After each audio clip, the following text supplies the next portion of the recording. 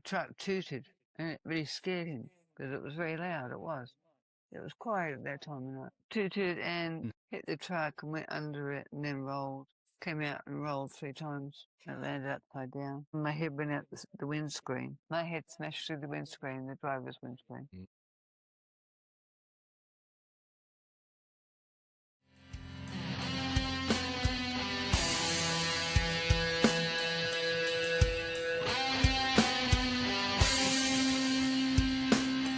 Well, hello, Lorraine. Hello, welcome. Ned.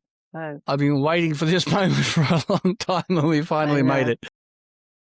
Would you like to tell about, before we go into the accident, about your past when you were a swimmer and a runner, a tennis player and a dancer and dolphin trainer?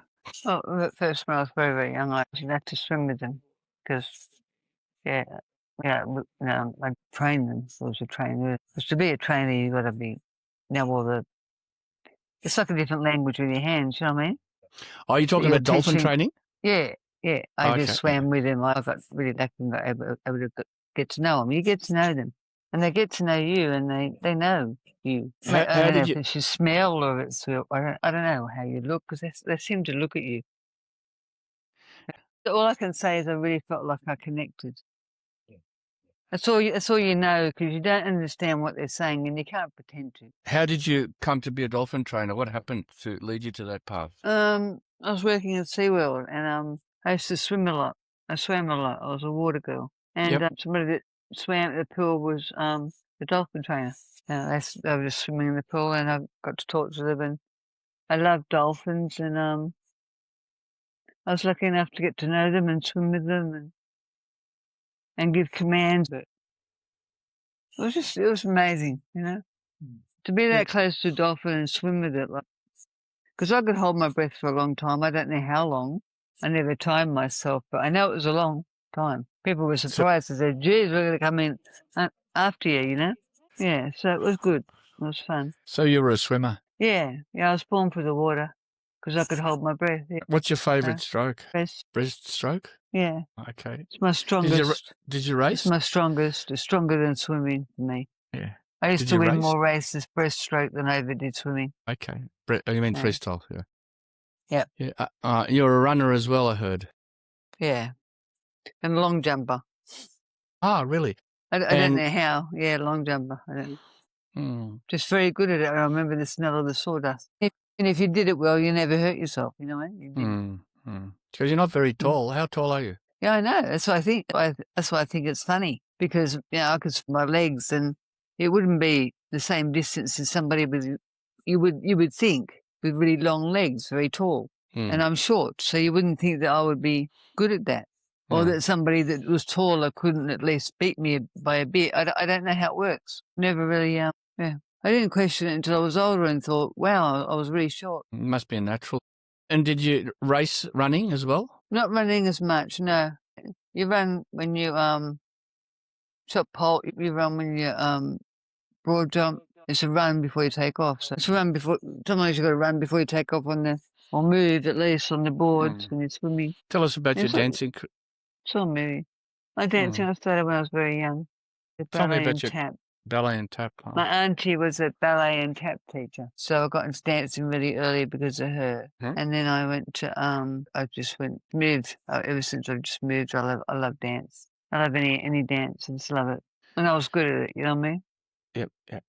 Yeah. And what was your career? Nurse. Tell me more. Trained when I was 17, and it was 3 years. So 20, I was a registered nurse. And I did emergency for a while, and then I just found it too tiring and just stressful. And so I did geriatrics, and I liked it. I liked it because they were older people, and they were lonely, and they were vulnerable, and I could be nice, and I could make just a little bit of a difference to their day. Be it so small, but I made sure they were comfortable, and they were clean, and they were fed, and they were, as comfortable as you can be in a nursing home, I suppose. Yeah. Because it's not home, and it never will be. Tell us about your kids. No, dear. I've got 4 children. I've got 3 girls, Jasmine, Tabitha, and Crystal. I've got a boy that I had with another partner called Saren. They're all very different. They're all so unique. And Crystal, you know what Crystal reminds me of when I think about it? She's a bit of Jasmine and Tabitha put together. Yeah. I can see that. You can put Yeah, them I can see together, that. yeah. Because Jasmine's very timid and very quiet and very, do you know what I mean? Whereas Tabitha will attack you. She'll get her claws out, man, you know? Yeah. So, a bit like me, you know? A bit like a mum. Yeah. Trouble is, she goes for me and I say, you don't hurt your own kind, but she still keeps coming, you know? So leading up to this close shave story, you were a single mum at the time with 3 kids? At what time? Well, just before the accident. First, yeah. First, I mean, well, depends where you want to start. Yeah, I was a single mum, yeah. And where were we living? I was in Chernobyl Bay. Okay, nice. Before that was in Campbelltown.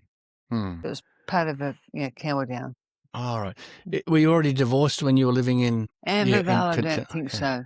I think my divorce began in Chernobyl Bay, yeah. Because that's when I realised that I didn't need him because I didn't see him. He worked in Sydney. I was like 3 hours away. So I didn't see him. I often didn't see him for weeks on end. And that's when I thought, I've got to, you know, live. For the kids, yeah. Yeah, and I had 3 young kids, so I had to go on single parents. Yeah. Now, you met someone else. Yeah, I just... How did you meet your new partner? Apparently I met him in Nelson Bay in a club, I think. Yeah. A tavern, a league club. Okay. I remembered him, but I didn't remember meeting him.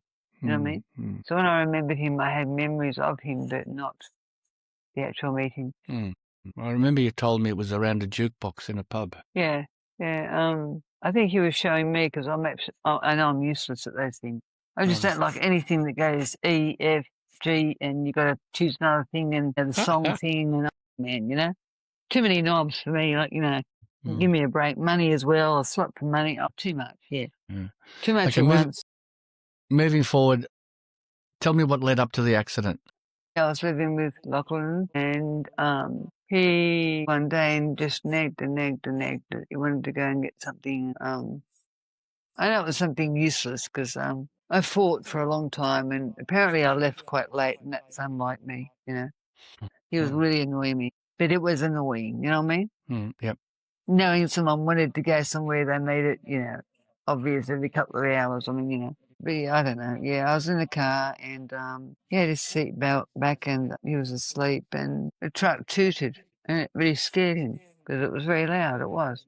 It was quiet at that time of night. Tooted and he put the seat up and grabbed the steering wheel and I lost control of the car because he was very strong and he was very scared too and that made him even stronger. It does when you're scared, it makes you stronger. I believe that. What happened then? Hit the truck and went under it and then rolled. Came out and rolled 3 times. I landed upside down. My head went out the windscreen. My head smashed through the windscreen, the driver's windscreen. What happened then? I don't know. Yeah, that's the part I don't know. I don't remember any of it. I've been told by paramedics that were on the scene. I've been told by doctors. I've had conversations with doctors that treated me. I was lucky enough in my rehab to have Professor Taylor, so there was a lot of input, a lot of it I really wasn't aware of. I wasn't aware. I think I'd say I was in a coma for quite a while. And if not brought on by the accident, they would have put me, I know for a fact, having brain trauma in an induced coma because that's what they do if they consider you have brain trauma. And my head went out the windscreen, so it sort of adds up to brain trauma. You know what I mean? Yep. Yeah. Tell us what people have told you about that. I understand the Jaws of Life were involved with the fire brigade. Well, that was to get me out. Yeah, it was a process because they had to move me carefully. They couldn't just pull me out. So it was a long process. And the Jaws of Life and just amazing people. Police squad and firefighter squad. People that have done it, do it for a living. They know what they're doing, and the paramedics too. So I say I was lucky. So from the record, you were conveyed by ambulance to collection point for the helicopter? Was I? Yeah. Westpac helicopter. You want to talk to that? Yeah, well, I don't remember it, but I would say that they put me on one of those boards. Before they did that, they would have secured my spine with a neck brace before any movement was involved, I got that neck brace on. It's the first thing they would have gone for, even before a pulse, I'd say. As a nurse, you'd understand that. Oh, I know if they hadn't, I wouldn't be moving. They moved where they needed to, even with the jaws of life, and weren't careful with my spine by securing it with a neck brace, then I probably wouldn't be walking now. What were your injuries, as you found out later? I had a lot of breaks, but the one that really knocked me around was the spinal C, 3, 4, 5, 6, and 7. For people who don't know what that is, was that the neck? Cervical, yeah, the cervical, yeah. higher part of your spine. I understand that you met the paramedic that was on the helicopter. What was his name? Graham, yeah. Graham Nickerson, I think, if I remember rightly. Graham was on. Yeah.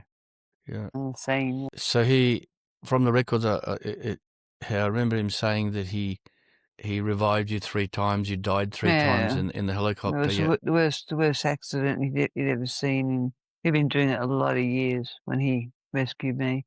That's why he was so good. He was good at it, you know. Yeah, I probably wouldn't be here if I had a trainee or a year out of school. Yeah, he was good. You know. Yeah. So yeah, he was. And he took care of me in the helicopter, and because somebody flies, obviously, and yeah, I apparently stopped breathing. My heart stopped a few times. Yeah, and he revived me. So he must be good at what he does. Yeah. And did you have any out of body experiences? I had some really strange things. Yeah, I had everything that people talk about, like the light. But I saw my mother, and I wasn't scared. I wasn't in pain. There was no pain involved. I remember that. I remember feeling floaty and safe. So it was a nice place. Yeah. And I remember you telling me, go on, you go first. Yeah, that's right. No, you go here. That's basically it. Yeah. I remember you told me you were given a choice whether to come back, and you chose to. Yeah. Come back for. I knew I had kids, I think. I'm pretty sure I knew I had kids. I'm pretty sure. With the accident, yeah. I'm pretty sure that I knew I had kids. I needed to go back. I don't know. I needed to go back. And my mother would have, told me to go back. Pretty sure I saw my mother was involved there somewhere, and yeah. I needed to go back, yeah, I don't know. It's hard to explain. Because they don't exactly tell you need to go back, you know? You just know. You know without them saying anything that you are not supposed to be there, you know? Yeah. I don't know. The helicopter was called Angel 1. It was a Dolphin twin-engine helicopter. Yeah. It was a Dolphin twin-engine helicopter, registration VHRM. The pilot was Keith Stewart, and the aircrew officer was Graham Nickerson. You later met Graham over the phone, I understand? Actually didn't meet him. I spoke to him on the phone. Yeah, tell me about it. Oh, it was lovely. It was lovely, and he was really surprised. He was very, very, very surprised because he didn't know who I was. Introducing myself, I had to tell him about where I was, whereabouts, what area the accident was in and how bad it was. And I was upside down and I was trapped. I had to be cut out. And he knew straight away. He said, "You can't be Lorraine." And I said, "Yeah, I'm Lorraine." So he knew me. He'd never forgotten the accident. Apparently, he said as a paramedic, sometimes there's an accident you see that you know is going to be etched in your brain for the rest of your life. And he said that one was it for him. That was it. He never thought he'd see a car upside down and a woman still alive in it, with her head out the windscreen, bleeding, and He was really surprised that I was alive. Very, very, very surprised. He thought there is no way she'll live.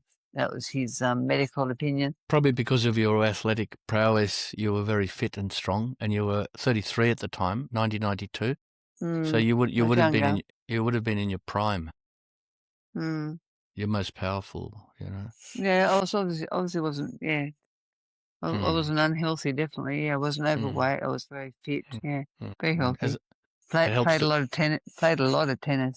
You got to be fit to run on that court for as long as I did. Oh, the way I did, as fast as I did, you have to be fit. You can't have an ounce of fat. You just can't.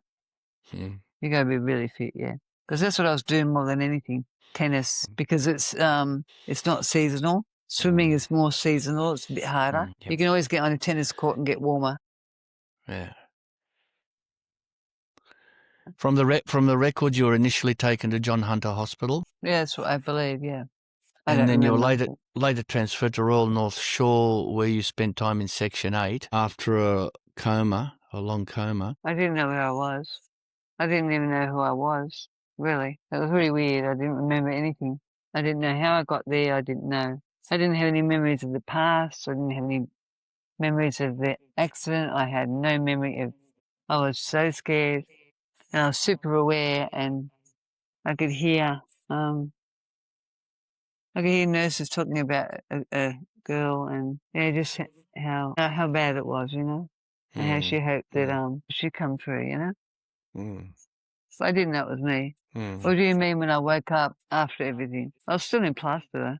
When I woke up, I was still in plaster. I don't even wake up all better, When I woke up, I was in a bad way. I was in a lot of pain. I remember that. You told me that your neck was stabilized using pins drilled into your skull and spinal traction That's equipment. right. Yeah. Yeah. Tell us about that. Well, I didn't know at first. All I knew is that my head felt very heavy, but I had no idea that somebody had drilled into my head, of course. And then when they came around, because the nurses came around and spoke to me, and they realized I was awake and I could understand. And they told me that I had pins drilled into my head, and that obviously the doctor was very careful and missed my brain, and obviously didn't drill through the brain. But yeah, so there were extreme sides of my head. They were sort of and bolts were sort of included because otherwise they didn't want to lose the pin. They didn't want it to retract into the skull, so they wanted to keep bolts on it, to secure it. And it was just, I don't know, very hard for me because I couldn't move. I was also in plaster. And I had no memory. I had no memory of anything. But that was the scary part, I think. Like if I remembered the part where I was about to hit the truck and oh no, and everything went black, then at least I'd understand I had an accident. But I remember nothing. I didn't remember anything. Took me a while. Yeah. I'm not sure if you mentioned, like you told me before, everything was white at Section 8, and you didn't know where you. Yeah. Tell us in your own words. That was the hospital. Tell us about the white and the noises. Everybody wore white, and they were quiet. I wasn't sure where I was. I thought heaven or hell, but I was in pain, so I went for hell, I think. So I remember hearing about heaven being a lovely place, and I thought, this isn't a nice place, and I can't move, and I don't know where I am, and I'm hurting. So I figured it must be hell, because I thought you were going to feel all warm and fuzzy when you wake up in heaven, So. What do they call Section 8? Is it the rehab? It's a spinal unit. Right. Spinal. Right. It's everything's spinal. It's not like orthopedic. It's not for breaks. It's for spinal only, usually. Right. Okay. So you can have other breaks involved, but you've got to have a spinal. You know what I mean? Yep. Yeah. How long were you there for? Well, I was in spinal traction for 3 months, and probably a couple of weeks on top of that. Yeah. Then I went to a rehabilitation. Who was the professor that was a spinal specialist? Professor Taylor. He was wonderful. Okay. He took care of me. I don't know what would happen without his care. I don't know.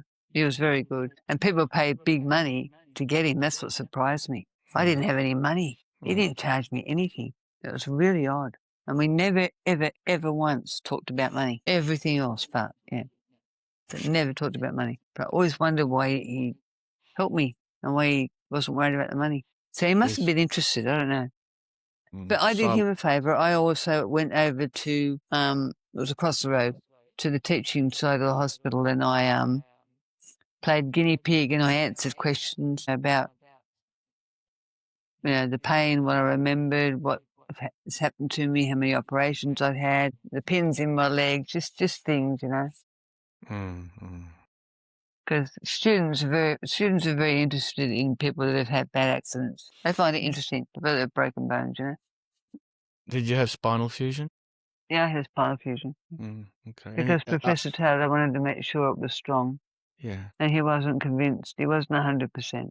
What other procedures do you know? I know I had a lot of breaks set, but that's sort of an operation in itself, really. I had pins put in my femur, I think my right leg, and my left leg as well. Yeah.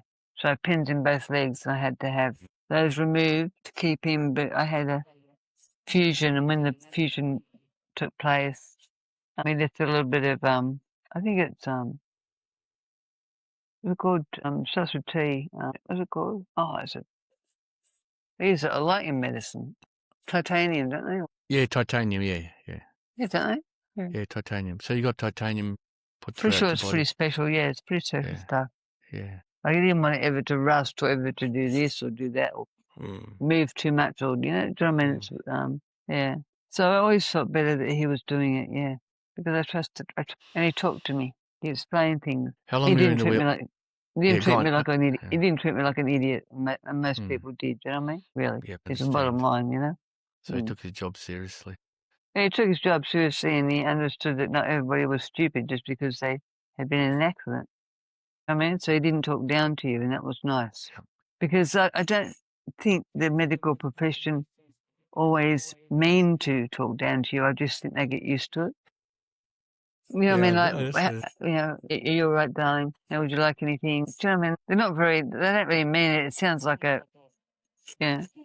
It doesn't even sound like a line from a play because at least they try and mean it. I mean, this sounds so rehearsed. Do you know what I mean? Like, I never said to anybody, would you like some water if I didn't mean it? Do you know what I mean? I just walk past them. I don't see the point. People know. When you're sincere, they know. Yeah. Anyway. How long were you in a wheelchair? 2 years, I think. Okay. How did people treat you when you were in a wheelchair? Oh, awful. Tell me about Awful. it. Tell me about it. Awful. They treat you like you're stupid. Yeah. Well, I used to call it the double D, you know? Disabled, disabled and dumb. Yeah. So I called it the double D. It was awful. So I used to laugh with other people in wheelchairs and go, "You've got the double D today," and they go, and I say, "Yeah, me too." They talk really slowly, you know? They talk ever so slowly, you know? I don't think they know. I don't know. Anyway, it wasn't nice. And then some people are the absolute opposite, and they're really angry that you're in a wheelchair almost. And it's sort of like, you know, well, you think you're better than us, do you? Like, you know, just because you get spots, and they really, do you know what I mean? Because you get parking spots or whatever, and they get really nasty. So you get the nasty ones too. I don't know. People are odd. I think people react badly when they're uncomfortable. That's what I think. Yeah, I think you got it there. And I think being in a wheelchair makes a lot of people really uncomfortable. And I think to be able to admit that would be so much better. To go, "Oh man, I'm really sorry, but I feel so awkward. Like, man, I just feel so bad." And if you ask why, it's because I can walk. That's why. I just feel shitty. Huh? You know what I mean? I think that would be easier than the way that you get treated sometimes. You know? I don't know. Yeah. Who was it that told you you couldn't walk and void? And tell me about it. That was a doctor. And that sounded again like a rehearsed line that, well, it wasn't a line. It was obviously medical opinion, but they were going on the fact that it was a high fracture, didn't sever the spinal cord, but the spinal cord was bruised. So it wasn't looking good. So I think he went for the worst scenario. He said, "You'll never walk. You'll never go to the toilet by yourself or avoid spontaneously. And you'll never have children." Yeah. How did that affect you? First of all, I was really sad. Then my sadness turned to anger, and then it really, I got really, you know, I thought the arrogance of the guy, you know, I just got really, yeah. I was so miffed. I thought, oh, yeah. But the anger was good because that fueled me, you know. Yeah, anger was my fuel for quite a while. Anger and pain was my fuel. So did you take that to physio with you? Yeah. Tell us about it. And I had Ruth, the physiotherapist. Yeah, Ruth. Tell me about Ruth. And I worked really hard. You know, I worked really hard because I had to. Because all my muscles had atrophied, and you know, I was in a poor state of affairs. I wasn't going to stand up until I, you know, at least got muscle tone back. So I had to work my butt off, and I did. And how long before the most powerful thing I found is that you taught yourself to walk again despite everybody telling you couldn't. Please tell us about it. Yeah. It was like a baby walking, you know. It was like really odd at first, and everything felt weird, even though I was almost holding on to myself, my own weight, but I needed bars to balance me, and it was just very robotic, if you know what I mean. And then from that, it sort of generally, as the stiffness from the brakes healed, obviously the spinal had a lot to do with it too. Everything sort of coordinated, everything got better, you know, things got loose and movement became freer and more flexible, and it was nice. It was better movement, But at first you're very rigid, especially if you haven't moved for a long time. Anybody would be, even people without an injury that didn't move for months, and I didn't move for months. You know what I mean? Mm. So movement was very odd for me, at first. Yeah, so it was long and hard, it was. I don't know. I think once I got motivated, I had to just see it through, you know what I mean? Once I started trying, I thought, what else have I got to do, really? But give up. But it's your only other choice. So if you're not trying, you're giving up. There's no other path to take because there is no other one. So you just keep going, Yeah. It's a hard lesson, that one. I imagine your muscle memory and your attitude as an athlete would have helped. Something did. But I think my determination too. And work, because even with that, like I said, all my muscles are atrophied. I remember how skinny I looked. I remember you look very skinny when you're without muscle. You look very skinny. And I did because I was getting fed through a tube for a while. Eat a lot in hospital anyway. Yeah, it was long. It was long, and yeah. But yeah, it may have. I'd say that the fact that I was healthy prior to the accident helped. Yeah. How long were you in hospitalisation for? And that was a long time. Seemed like forever for me. I think I was in rehab longer than I was in actual hospital, I think. So that's a real long one, and that's one that they daily rub in the same message to you. It's a really long one, rehab. People think it'd be easy, but it's not. Really hard. So rehab was live-in, was it? But basically, it's your journey going from the person you perhaps used to be to the person you're going to be now, maybe, as well. Like, it's really a long journey. I wonder where the word comes from, because it'd be interesting to find out where it comes from and why it's called rehabilitation, because, yeah, it's never short, Yeah. Rehabilitation. Yeah. Resuscitation. Resurrection. Yeah. Bring him back, Bring him back, see? Bring it back, yeah. Bring it back. Bring it back, yeah. So what do you reckon, you were in rehab for a couple of years? So I was there for a while. Yeah. So my memory of that is just so, it's just the pictures that I'm joining. I understand. Yeah. So it was a long time, I know that. I know it was longer than 3 months. Yeah, a lot longer. Probably closer to a year, I'd say. It was a while. Because you've got to get used to everything from wheelchair. You've got to get from wheelchair to your bed. You don't get from legs to your bed. Everything's learning again, a different way of doing things. Countertops have to be lower. Everything is different. It's really, it's interesting. And if you haven't got somebody there, then you're up shit creek, Yeah, really. Yeah. So you want to pray that you're not too heavy. You know what I mean? Yeah. You're going to have to be carried. Yeah. Indeed. Yeah. Maybe that's why they slim you down in hospitals. Who knows?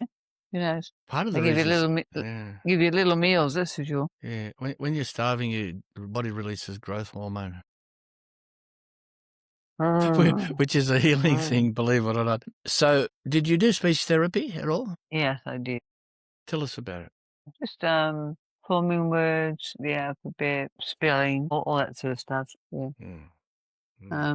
I feel once my brain started working on something a certain way, then it worked again. But it had to be introduced to it at first. I hadn't forgotten everything. It was just my brain needed to be reintroduced to it. And as soon as it was like the floodgates opened. Do you know what I mean? Yes, yes. And some things were really hard. Some things were like starting from scratch. Yeah. So there were two different things. Yeah. Neuroplasticity. Yeah, I know. Yeah. Neuroplasticity. You're rebuilding the circuits again. Yeah. Tell me more. Well, it's just all I remember is just how interesting it was learning. I mean, because when you walk and you do everything the way everybody else does, you don't think about it. But when you're in a wheelchair, you think about everything. You do, because it's so hard. When things aren't easy, you think about how you do them. If somebody wasn't there, you always think about that. So you're aware of being vulnerable. If you feel more vulnerable, you do. It's really hard to get your head around at first, because when you're told that's going to be your life for the rest of your life, it's really hard. Like, it'd be all right for rehab if it's just a couple of months. I wouldn't have minded it, But I was being told this was my life, but it was just, to me, it was horrid. You know what I mean? I just thought, no, it can't be. That's not life. You know what I mean? Like, oh no. So you regained your strength? Yeah, I did. I exercised and after I got my muscle tone back, exercised on these rails. I tried to walk, move my legs because the physio told me the more I moved them, the more my memory will come back. Muscle memory, all of it. Brain will start remembering the legs there. I mean, it's all been forgotten. My brain hasn't been using my legs because I haven't been using them. So, yeah. I remember I was you just all telling me. teaching my body again that I can Yep. sustain weight and I can also move my legs. You know what I mean? It was all so much. But like putting one foot out was just mad, Getting movement was mad. Everything you did, you got excited about. If you moved your big toe, it was the first thing I moved. The first thing I moved was my big toe because they were talking about me and I got very angry. And I tried to move my leg and of course all I could move was my big toe, but they were really excited about it. Yeah. They got really excited about me moving my big toe. Tell us about that. So, I suppose, from looking at it now, I suppose it was more that the signal was still getting through, maybe. Because if I could move my big toe, then I could move my leg. Do you know what I mean? That's probably the way they were thinking. I don't know, but they were happy for me. I think it was a journey for everybody because I think every spinal injury is different, And every spinal injury is different because the person's different that's got it too. And they think differently and they react differently and do you know what I mean? Yep. They try to a certain extent, but maybe not as hard or maybe more so than I did or more. Do you know what I mean? Everyone's different. Yeah, I saw a lot of different journeys. I saw a lady just give up and it was really, honestly, she could have walked again. That broke my heart. And it broke the nurse's heart. Nurses, sisters, all of them. They all talked about it because, I wheel my way up to the nursing place at night because I couldn't sleep, and I talked to them. Yeah. She just chipped a little bit of her spine, but it was all fine, you know what I mean? There was no real damage. I don't know. I saw some really strange things. I saw some really extreme things. Like people that couldn't move from the neck down. People that were being resuscitated. I thought that was one of them. Anyway, yeah, there's a lot, The spinal, there's a lot. People don't think about their spines enough because they're life, they are. Yeah, without it, you're not alive. I remember you telling me. Yeah, go on. You go first. Well, you cut that line and it's death. You know what I mean? So you bruise it, it's going to be bad. It's a lifeline, really, isn't it? Yep. Yeah. It's the wiring that makes So the machine. yeah. And I'm lucky. I just bruised mine, really, aren't I? I remember you telling me when you. I forget what was when you opened your eyes first or when you wiggled your toes that somebody dropped a tray and panicked? Yeah, I opened my eyes, yeah. Oh, when you opened your eyes? First thing I did was open my eyes. And the nurse dropped the tray and took off or something? There must be a reaction there because it's in the movies a lot that you open your eyes, Yeah. That's one of the first things you do. So it must be a reaction, yeah. I opened my eyes, yeah. And what happened? And the nurse, I had my eyes open for quite a while before anybody noticed. I couldn't really measure time, but it seemed like a long time. And the nurse came with a tray and I couldn't really say anything. So somebody had to notice, and she noticed and she was feeling really scared and she dropped the tray. I think it was more shock, really. I don't think she was scared. I think they were used to me being asleep, I've been asleep for so long. Yeah. And do you remember when you were discharged? Yeah, I do. Tell us about it. But I was scared because I found out that while I was in hospital, all my house was trashed and my furniture was trashed. Everything was taken and everything was. I had a counsellor called Trish Harris that tried to keep some stuff for me or grab some stuff, but by the time she got there, it was pretty much over. So I was scared because I really didn't have anywhere secure to go. I was going and staying with friends and Tell us about that. Oh, it's just my partner at the time had parties there and just people just used it as a hangout, and they never cleaned it and it was just really badly kept, Everything And was you're just you're crashed. meticulously clean. You can eat food off your floor. I remember you telling me the physio said when you need to do rehab after rehab from home to do housework. But Tell me about it. yeah, she told me that when you do everything in a household, like mop, vacuum, everything, that you use every muscle in your body. It's very rare that you do an activity where you use every muscle in your body. Apparently cleaning is one of them. That's what I learned, yeah. Yeah. And your personal belongings got stolen? It was just trashed. Everything was gone. That meant anything to me was gone. And told me your mother's ring went missing too, didn't it? I don't know where that went missing. I can't remember. I had that for a while after the accident. I lost my I had my engagement, my wedding. I had a lot of rings when I was married. I got some nice jewelry. Then I had an opal ring. I had for ages a white opal. It was beautiful. I had some beautiful. It wasn't cheap jewelry. It was really nice jewelry. You know what I mean?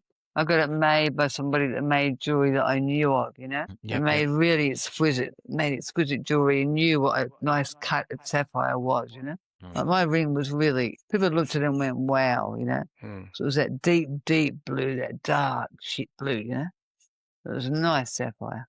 Anyway, it all went. What happened to your house at Tanilba Bay? You'd bought it with your own money. No, the place that I lived at, yeah. Oh, yeah. Yeah. I put a lot of my money into that, yeah. I had to, I had to get out, yeah. It had to be sold, yeah. Tell us about your children. What happened? Because you had the accident and they didn't know about it until they found out about it. It must have affected them. And they went to stay with their father and, I don't know what he told them. In the hospital, you said the insurance people would walk past you because you were not moving or something? Talked to me about money, having it on. So did they ever stop and talk to you? Or? No, I don't think so. So a claim was never put in for you, was it?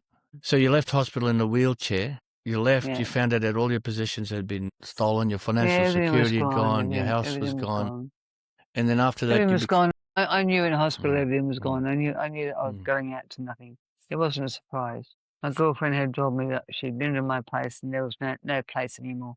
I didn't have a place anymore. And the rent wasn't being paid, so there was no place for me. Yeah. That was in another place? The house that I was buying with my husband, that was sad, yeah. But I was in another place when I had the accident. I was in a place that I was renting. So I still had things that were a huge loss to me, It was all my furniture, it was everything. All my clothing, everything. I didn't see anything, Gone. It's it hit you hard, Tell us about how you lived in backpackers and became homeless after that. Okay, well, Lachlan got thrown out of the house that we were staying in Katoomba, and I followed him for a while and realised that he had nowhere to go, and so neither did I. And then we got into this backpackers. He was first. I don't know. Gee, it was cold. Yeah.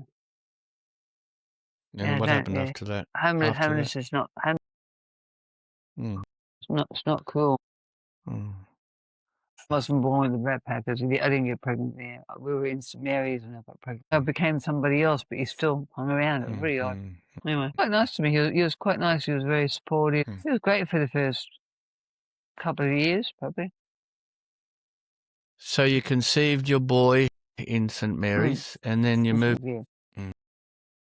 He took me into having a baby with him, yeah. So you moved to Hazelbrook or to Katoomba first? Hazelbrook from there, I think, yeah. Okay. Yes, Hazelbrook. Right. Yeah. Simon was born in St Mary's. Yeah, he was. He was born in St Mary's, and I was pregnant there. I was pregnant in Hazelbrook. Simon was about 7.5, 8 when I moved to Hazelbrook. So you proved the doctors wrong again because you were able to have a baby. You conceived after the accident. Yeah. After the accident, tell us about that. Tell us about it in your own words. I didn't mean that part. I meant the beauty of it all, of having a baby, and the fact that you. Yeah, I know. The doctor said you couldn't. Do you know what? I mean, honestly, all those three things. I mean, there was more. I mean, they said I'd never void spontaneously, and I did. I mean, I think by the time I'd done a couple of things that they said I'd never do again, I don't think I took the whole thing very seriously. Do you know what I mean? I lost their validity, I suppose, validity of what they said, or that they were wrong twice. So what are the chances I'll be wrong again? I don't know. I didn't take it at face value. Some people look at them as gods. I don't. They're just people, You were walking up and down hills, and you went rock climbing too, didn't you? Yeah, I know. I did a lot. Yeah. How on earth did you rock climb? And only one side of your body works. Yeah, because the definition. Tell us in your word. Correct me if I'm wrong. One side. Do you know what though? I mean, for a while there, I probably had 1 3/4 body, and that 3/4 I had was just so fit. You know what I mean? Because I was doing. Mm. That's all I was doing was doing. Yep. Seeing how I could prove them wrong again, and I'd do this and I'd do that and I'd try this. I was with people that always were trying to do more. People that wanted to move. So movement is life. It made me want to move. You know what I mean? When you're around people that move, you want to move. Like if I'd lived in a retirement place where everybody was in a wheelchair, I might not have thought about getting up. You know what I mean? Yep. But when you're around everybody that moves, you just think, nah, I've got to try. I've got to try. Yeah. So some people would have thought it unbelievable because technically you're what is it, right-sided incomplete quadriplegic? Yeah, right-sided incomplete quad. Yeah. One of your arms, you've taught that to it looks like that won't move, but it looks all shrunken. But you still move with it. You taught yourself to write with it, and to do other things. So that's just by making it happen.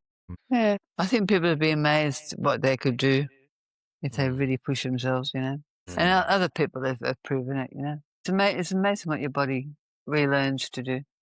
I think. Yeah. I think it's absolutely amazing. Just the fact that I can get up from this chair and stand up, I think it's amazing. Because I look at the X-rays from the accident, and I tell you what, my goodness, yeah. So, from what I know, this was only one of the other life-threatening situations that you experienced and survived, which is quite remarkable, both before and after. But that's for another time. You want to tell us how you brought your boy up in Hazelbrook and how he was inspired to be a paramedic? Yeah, troubled at first, but we became very close. And we both shared an interest in medical. Yeah. He was always interested in what I did for a living. Yeah. And he became a paramedic and I raised him by myself. And I don't know. I don't know how hard it was. So I don't know how hard it would have been with a partner. I'd never really raised any children with a partner before. So I wasn't there for a lot of it. So yeah. I suppose he was awkward though. He was hard. He certainly wasn't easy. Yeah. Is there anything else you want to tell us before we round off? I can't really think of anything. That's about all I've done. Yeah. Thank you for sharing. Thank you for sharing. It's been. You're welcome. You're very welcome. Thank you. We'll talk soon. That's okay.